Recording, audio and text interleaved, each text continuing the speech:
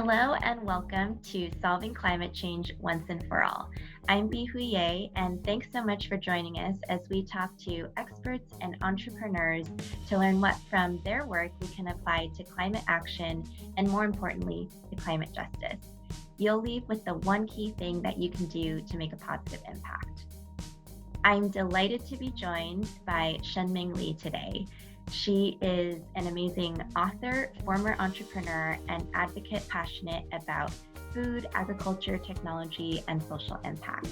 And get this, she has not even graduated from college yet. Hello and welcome, Shen. Thank you for having me, Bea. So I would love to hear about the day you started your work in food, technology, and sustainability. What were the points of inspiration that motivated you to dedicate your passion to this field? Yeah. So, I've always, since I was young, had a passion for food. And I think it really started first and foremost with a love for cooking and hospitality. I've loved to cook for as long as I can remember. And, I grew up cooking 3-course meals for my friends and family. And I even previously in Singapore, I ran a social mission driven restaurant and loved it just because I loved interacting with people.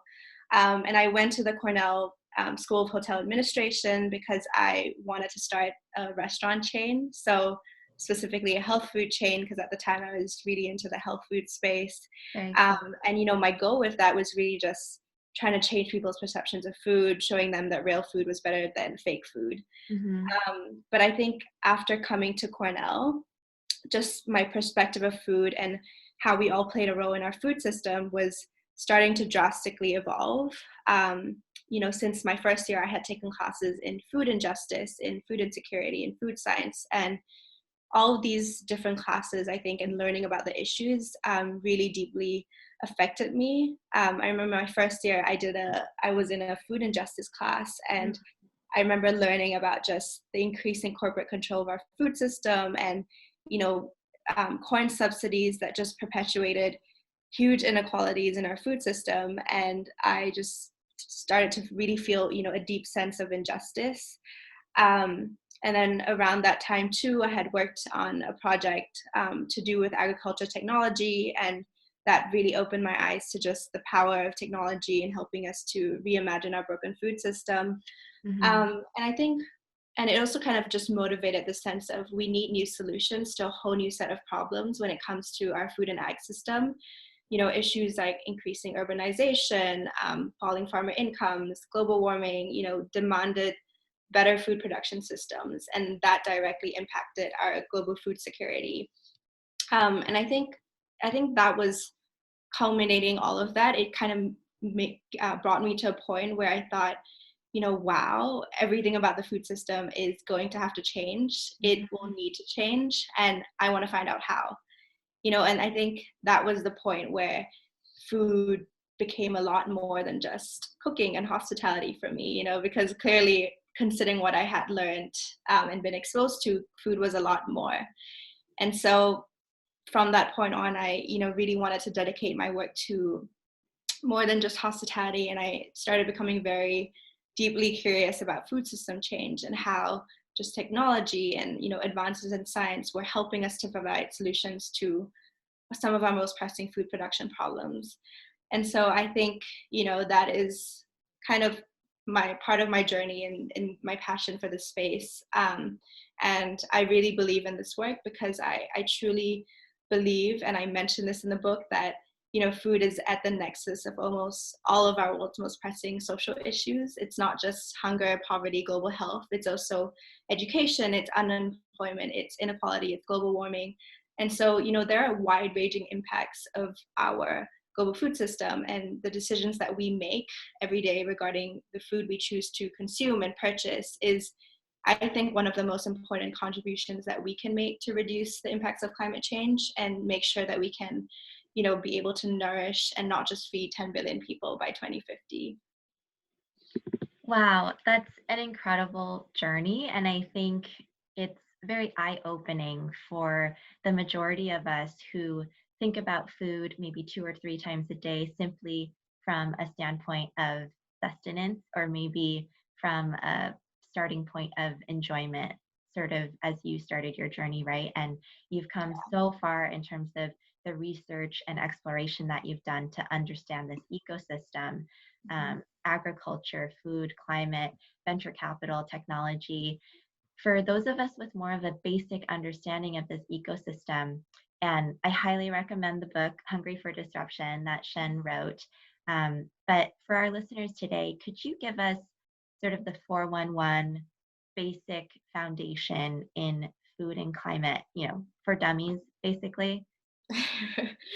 There is so much to say here. I really wouldn't be covering it all in this, but let me just start by kind of laying out some of the key challenges I think that we're facing in our global food and ag system.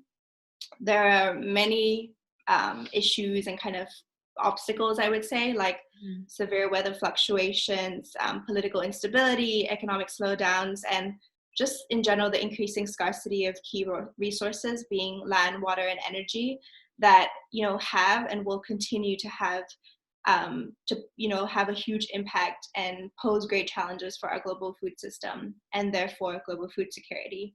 But I think in particular, the impacts of climate change will be significantly felt by our ag sector.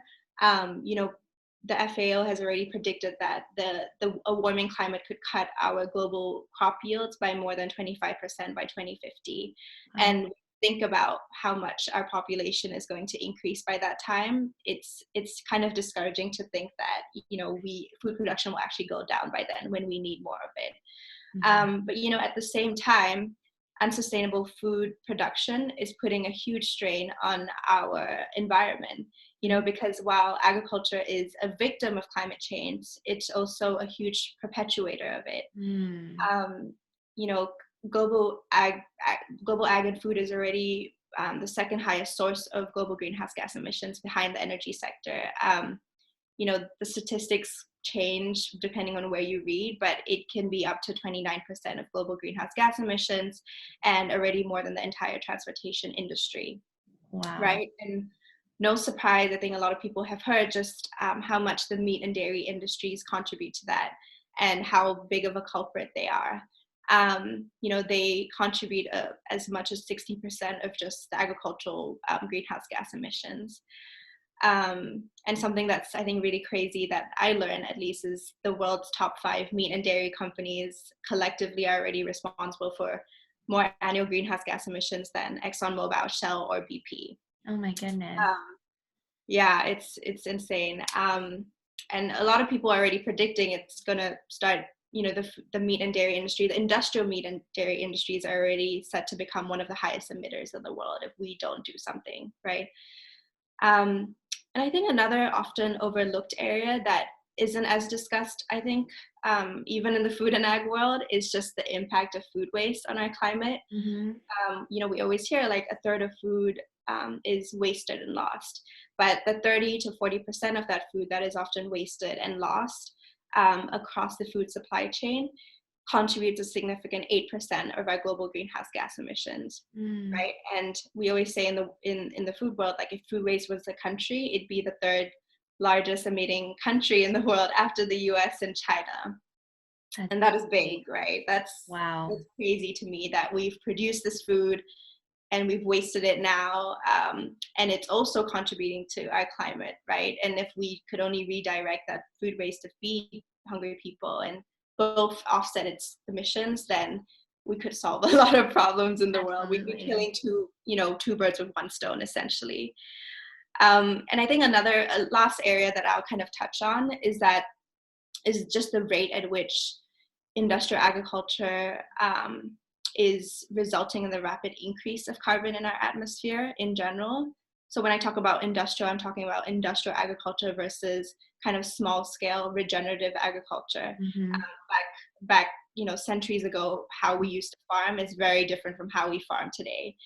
And this is something that has really changed my mind about regenerative agricultural practices. And if you're interested to learn more about regenerative ag, I really recommend Dr. Mark Hyman's podcast, Doctor's Pharmacy, where he has an episode about regenerative meat.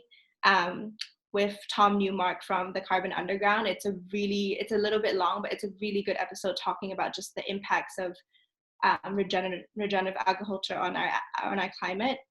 But I guess I'll add a snippet about what he said, which is that, before the industrial ag revolution, we had about 270 parts per million of CO2 in the atmosphere. Mm-hmm. But after we, started industrial fields and just industrial agriculture, where we had the widespread plowing of soil, we had, the use of synthetic fertilizers, of agrochemicals, and that, today we've ended up about 400 parts per million of CO2 because of all these industrial fields, involving, obviously it involves manufacturing and transportation, but a lot of that is that carbon has been released from the soil, and we are degrading our soil health at an incredible rate. And so I think just reducing the use of agrochemicals that disrupt the health of our soil, and using regenerative ag methods to sequester that carbon CO2 from the atmosphere back into the soil as a carbon sink, that's a solution that's more about reducing and eliminating our carbon emissions, and essentially reversing the impacts of,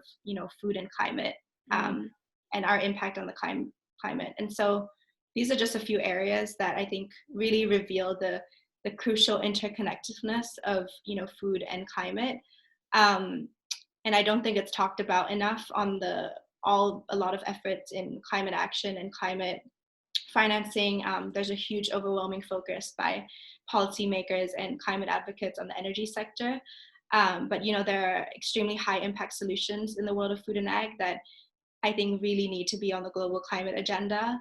And the solutions are there. In fact, a ranking by Project Drawdown that listed some of the top solutions to combat global warming already listed out of the top 20 solutions. 8 of them relate to the food system, whereas only 5 had to do with electricity generation. So yeah, I think hopefully that gives a summary. Oh, yes, it does. Absolutely. And I think that it proves the interconnectedness that we know is an underpinning of this systemic, global, widespread crisis that we're facing. And what I think is so important, and what you're shining a light on, is that food is both part of the solution and part of the problem. It's absolutely necessary every day for us to persist. And it's for someone like me, whose career has been dedicated to energy as a lever for that social impact and progress, it's really enlightening to hear again how interconnected this is, and how much opportunity there is to actually create that progress through this aspect of climate action. The other thing that I love is that you came from a starting point of looking at what are the social inequities or social justice that is intertwined with this whole space. And that's a central topic that we are discussing in this online series, because many people start from the technology or the financing or the policy. And you started with, well, what is food justice, and how does that play out, and how can I help there? So I'd love for you to share, climate justice and the food ag tech space. Where do you see the sort of inequities there from the research that you've done? Yeah, absolutely. So I definitely do think that technology sometimes does very much leave behind people and marginalized communities, and we fail to think about community-centered innovation, which I think is very important, where you are not leaving those who will feel the deepest effects of your actions behind. And for me, I'm very conscious of that. And even when I was looking at different innovations and technologies, it's really important for me to ask, like, who are we going to be leaving behind? What are the inequities here? What are the injustices? And very often when I looked at the challenges and the issues in any space in the food and ag world, the biggest marginalized group, in my opinion, are always farmers and farm workers, which in itself is it's very hypocritical, right? It's like we depend on farmers and for our livelihoods and to eat. They depend on it for their livelihoods, but they aren't really being treated, I think, equally in the world. Mm-hmm. Just an example is that, we always hear the statistic that about 821 plus million people in the world are hungry. But what people rarely hear is that 98% of those who are hungry are from developing countries, and that ironically 50% or more of them come from farming families. And Wow. so, yeah, it's just shocking when you think about the fact that smallholder farmers who, literally depend on our climate and natural resources for their livelihoods and who feed the world will suffer Mm-hmm. further because of the irresponsible practices of, large conglomerates, maybe us perpetuating global warming, right? Mm-hmm. And another area is just their lack of rights and financial inequalities that are faced by them. An example is, in December last year, the House passed the Farm Workforce Modernization Act, which gave undocumented farm workers kind of a path to being a citizen, right? Mm-hmm. But prior to that, undocumented farm workers who represent, the majority, more than 50% of our agricultural workforce, had absolutely no pathway to permanent residency, nor were they paid a decent living wage, Mm-hmm. right? So another is just farm workers of color in general, are another group of people that have just faced deep inequalities when it comes to acquiring agricultural land and farm loans. And a lot of these farmers also just live in more rural areas and kind of areas that sometimes could be food deserts, which Mm-hmm. goes back to the whole point where 50% of them, 50% of the hungry are from farming families. And just that lack of access to nutritious, good food, and just the inundation in our food system of processed food is resulting in so many people that are malnourished, that are obese, 2 billion people. And so there's just a lot of inequity when you think about this particular group of people that are the people providing us food in the world. Yeah, that's an iconic example of climate justice or the need thereof, right? The lack thereof. Because the irony, as you point out, is the people who are trying to feed the world are the ones that are bearing the brunt of food poverty the most. And in terms of climate change, we know that the nations that have industrialized later are also taking on the lion's share of the burden to figure out how to lower emissions and think about it from today's standpoint, even though they aren't the major contributors to the state at which we're in now. So I think that's just a very iconic parallel to extrapolating the climate justice problem that we're seeing in this food and ag space that you're sharing with us. Mm. I Yeah. think another problem that we see is there's a lot of solution resources that are being put towards the majority. Mm-hmm. And we forget to focus, as you pointed out, right, community-centered innovation. And that means looking to the fringes and solving for these marginalized parts of the population, forgotten parts of the population that might not have a voice, might not have representation. Mm-hmm. Can you give us a few examples of where there is this sort of innovation happening and where we are able to solve more for the fringes? Mm-hmm. Yeah. So when I think about people that are malnourished, one of the biggest epidemics is the vitamin A deficiency epidemic, VAD, Mm-hmm. which causes huge blindness, which causes blindness in people who have, VAD. Mm-hmm. Um, and when you think of VAD, people in the world of ag think about golden rice. Yeah.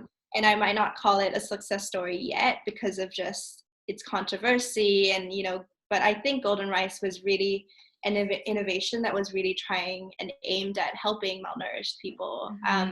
And for people that aren't familiar, golden rice is a genetically modified biofortified rice that produces beta carotene, which is not naturally produced in rice, but is converted into vitamin A in the body. It was first created in 1999 to increase the nutritional content of rice and combat VAD, that affects more than half of the world. But knowing what we know now about the controversy behind GMOs, it was very widely opposed when it was presented. It's been 21 years. um, and it should be in market by now. But it was only last year that the Philippines government approved of the golden rice being rolled out and developed. And so there is some progress, very slow, but hopefully a lot of the misinformation that comes out of these new innovations, such as in the world of genetic modification, which I discuss more in my book, it's really the result of just a gap in information about what genetic modification actually is, what are the actual implications of it, are there even any good studies to show its negative impacts on human health, which as far as I know I have not found substantial ones. But so yeah, I think that's one example. Another example that I would say is already happening that I've seen in terms of innovation is in the world of indoor farming. It's an area that really has the potential to alleviate food deserts outside of major cities. Food deserts meaning communities that lack sufficient access to healthy food, whether it's in the form of supermarkets or farmers markets. And one of the questions I asked in the book was, is indoor vertical farming serving only elite markets, or is it, rather than incredibly food insecure and malnourished communities that may not exist in major urban areas, right? Because a lot of indoor farms are in cities, in urban areas. And it's a very, I think, important question and concern to ask that is often overlooked in discussions on sustainable food systems. And so when I was doing research on the book, I learned about a company called Urban Organics that operates urban aquaponic farms and brings food where it's needed most to their first market was people in the food deserts of the Twin Cities of Minnesota, one of the worst US states for food deserts. And so its aquaponic farms not only provide a lot of fresh fish and produce for people, in a very small space, but the integration of these indoor farms in these areas also really serve to provide really good, high-paying jobs for people in the area and kind of uplift these developing communities. And so, I think the indoor farm model has made it possible to really bring fresh food to areas that traditionally have kind of failed to produce and distribute fresh food affordably to people. But again, we need to have that conscience of community-centered innovation where we're thinking, who are we bringing these innovations to? Is it, the people who are relatively more wealthy in urban areas, or is it the people who really need it most in kind of malnourished and food desert communities? Those are great examples. And I think also that it allows us to invite folks in to be co-collaborators for these solutions, right? And that, again, in designing for these often overlooked parts of the population who need it most, and starting there rather than saying, we'll get to you later after we've commercialized and made a bunch of profit from this, that you are then truly tackling the inequity that is present in the current space of solutions or innovation. So I love community-centered innovation. Those are awesome examples.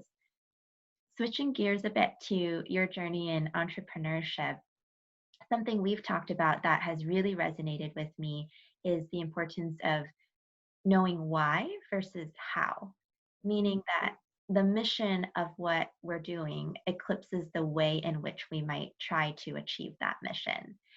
Can you share more with our listeners about this insight?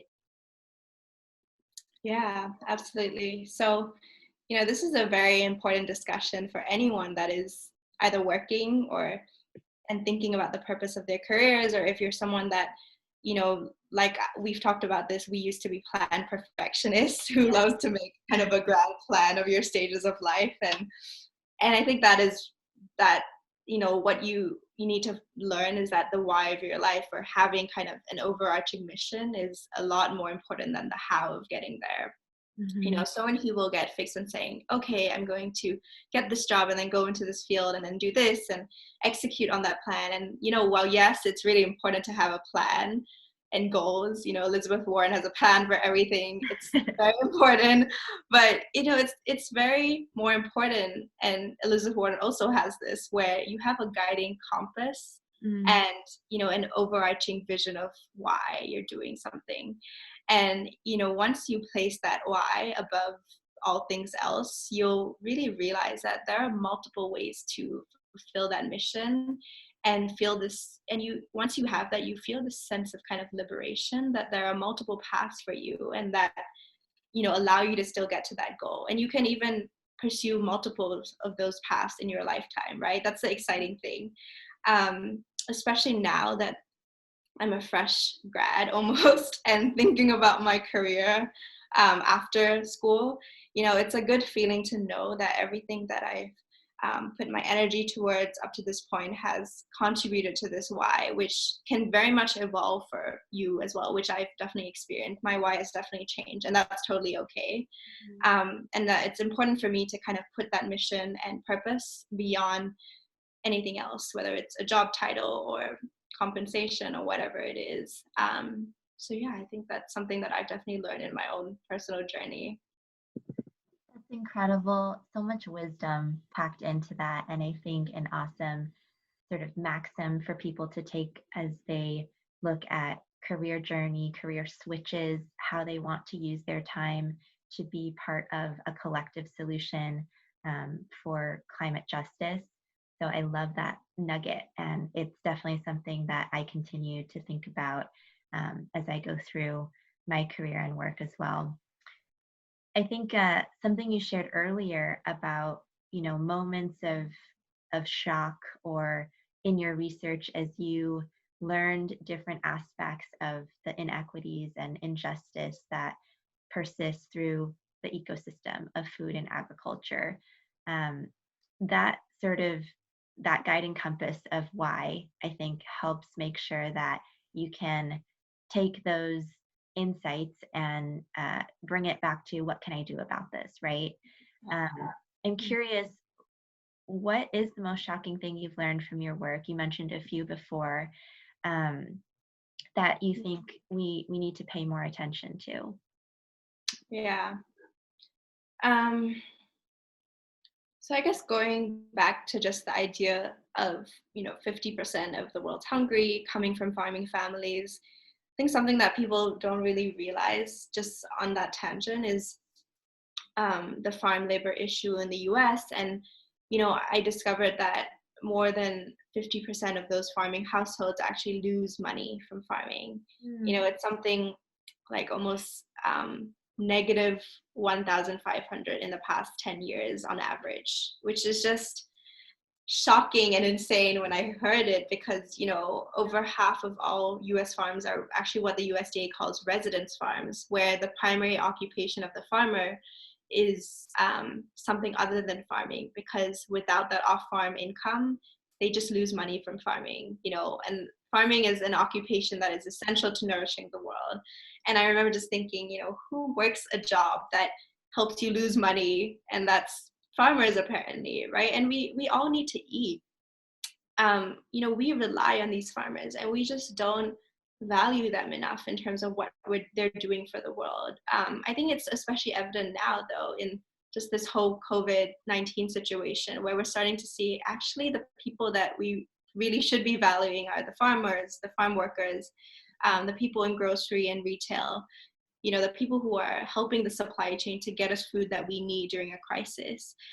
And that is not being translated in terms of the rights that these people have. Again, going back to just like the pay that they receive, the compensation for their work.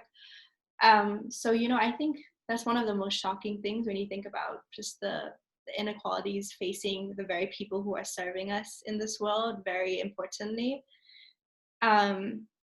There's a lot of things in policy that shock me. Mm.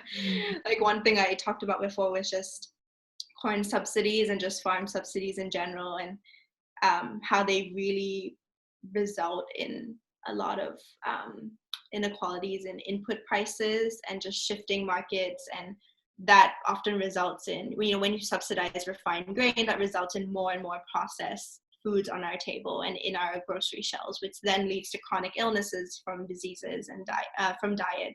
And so it's all a connected system. When one thing in an area is shocking and has huge injustice, it filters down to the entire system and then to us, right? Because then now we're eating a lot of grain and refined processed foods that are making us sick. Mm-hmm. So I think that's definitely an area that is shocking on the policy side too. But yeah. There's a lot to unpack, and you've sort of helped us scratch the surface and have a window into this world that you are researching and bringing to the forefront for very important reasons. I think that dealing with these sort of systemic, interconnected issues can be heavy, right? I'm glad you drew the parallel to our current situation with the COVID-19 global pandemic, because it's just latent in the air in terms of what we're all dealing with, what we're all sort of trying to work through. And I can tell there's a lot of resilience that you have and that you've practiced in terms of being able to unpack all this research and still think about there's hope, there's solutions, there's innovation, and you've clearly dedicated a lot of your career already to exploring that. So I'm curious, do you ever lose hope? And when that happens, where do you derive hope to keep on going again? Yeah, it's very interesting that you asking this question, because the last section of my book is, literally about the idea of hope. Mm. Because despite all of the great challenges, and even, I know that there will be people that are left behind, namely farmers, in the world of food and ag. Farmer in the world of just automation as well, in the farming world. But I would say I have hope, and I am mostly optimistic. Some say overly optimistic, because I really do believe that the future of food and ag will only change with very groundbreaking and deeply anti-institutional innovation. And I've seen that is possible. Whenever I kind of lose hope and I kind of need hope to keep going, I think very much about the conversations that I've had with farmers, with innovators, with entrepreneurs in food and ag. And,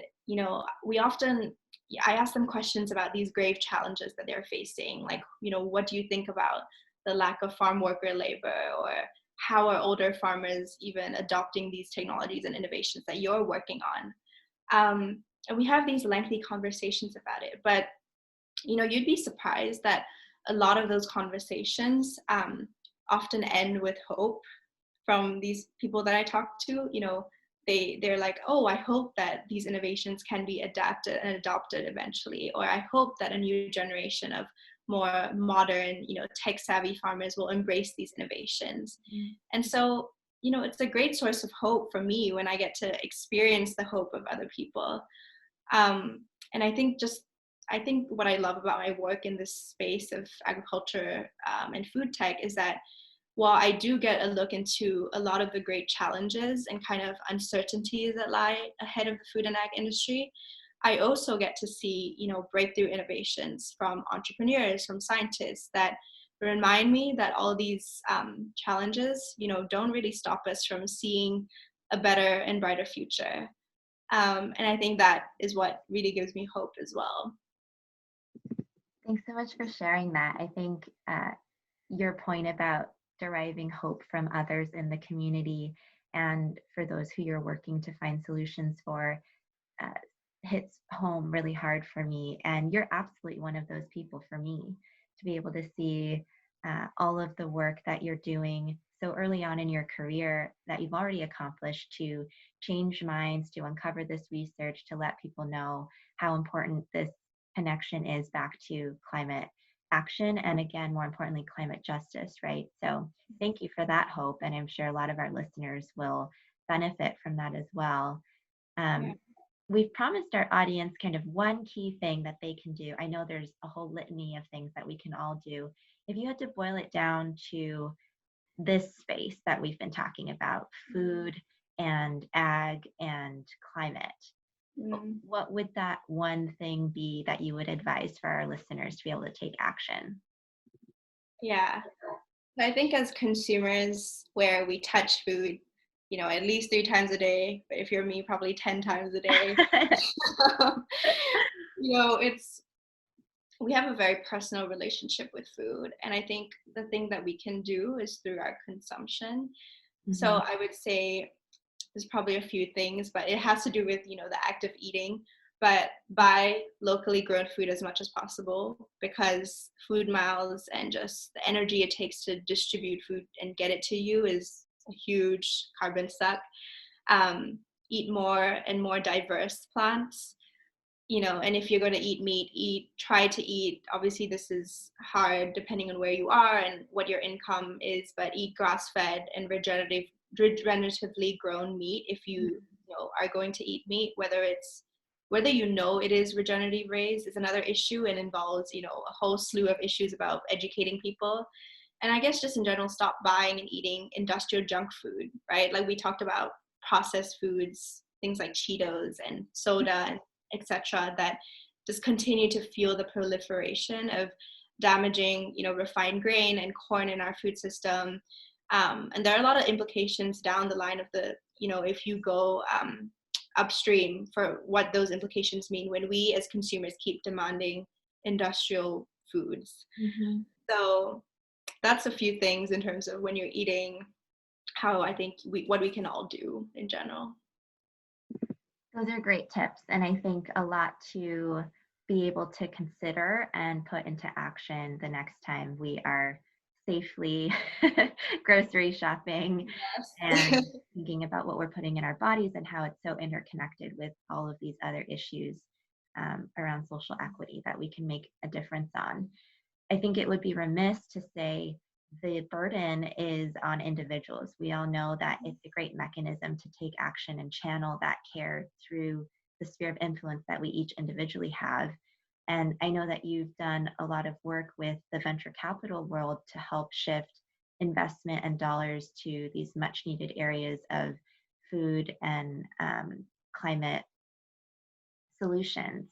Mhm. So I'd love to hear what, from working with that sort of institutions in the business world, you think Yeah. we should also apply to what we expect from governments, institutions, organizations, so that it's not just us taking these great actions, but us putting pressure and creating the expectation on these systems to help make progress as well.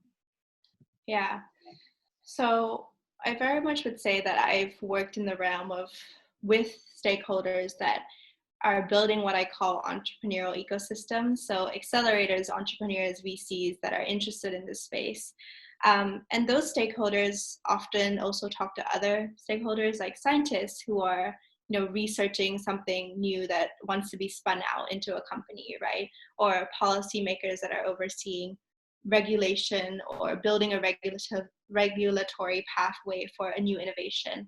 And Mhm. I think what I've learned most of all is that in any large systemic change that you want to make, right? Collaboration and understanding across these diverse stakeholders is absolutely necessary, and that using a systems-based approach is really key to tackling in this discussion climate change, and is necessary for meaningful impact, right? And for me, that's about multi-stakeholder based solutions where any climate solution involves a lot more than just its immediate stakeholders or just the typical suspects, right? Mhm. It's recognizing that there are a range of insights, opinions, and perspectives within an issue, and seeing that diversity of thought is a potential and is a source of strength, especially when you're thinking about communities that might be left behind and them not having a voice. Mhm. An example that I can give just in the world of food and ag is just this argument of meat versus no meat in the food world that is one of the most popular kind of arguments or controversies. That's just a very simplistic kind of polarizing argument when you think about it, right? Like that we need to completely eliminate livestock and switch to a plant-based or cell-based protein diet. And for sure, I see why people are saying that, because when you learn about the grave negative impacts of the livestock industry on the climate, it makes you think, okay, let's just eliminate the livestock industry, right? And yes, that would immediately reduce emissions derived from the livestock industry, but what are the implications of that on labor, on the balance of our ecosystems? An ecosystem that is suddenly just coming to terms of not having animals in its ecosystem, right? A huge player. What does it mean for global soil health, which relies on animals like livestock to help accumulate what we call humus, which is that fertile soil that is needed for, healthy soil and healthy crop growth. So there's a lot more to issues than just meat, no meat. It's not helpful to be polarizing, and it really turns people away. Mhm. That's why even though I'm primarily plant-based, I don't try to kind of push it on other people. I just try to educate people and, have a very open conversation about it. And so, yeah, I think without building solutions that are very holistic and community centered, also recognizing back to the meat argument that meat has very deep cultural and ethical ethnic implications for people, right? I do actually still eat some meat when I go back to Asia because it's just a very cultural thing. But if you don't build solutions that are community centered, you just risk leaving behind people and issues that are often overlooked, that we've discussed some of. I love that perspective, and I think it's such an important point to reiterate again about making it community centered and all of these nuances around you can't just remove one link from the chain, and the implications on the other parts of the ecosystem there, and the inequities that then come from that silver bullet solution that everybody wants, right? So it's been incredible having you lay out a foundation for us to understand more where this intersection of food and climate action and climate justice really lies, what we can do as individuals every day to make better consumer choices, but also what we should expect of our governments and institutions and businesses to really think about bringing that community-centered innovation mindset forward. I'm so thankful for everything you shared. If this was not a very strong reason for everybody to go get your book, Hungry for Disruption, I don't know what is. I'm sure a lot of our listeners want to learn more and connect with you. So thanks so much again for everything that you've shared and for really giving me more inspiration and hope for what we can do in the future. Oh, this has been wonderful. Thank you so much for having me. Yeah, it's been amazing.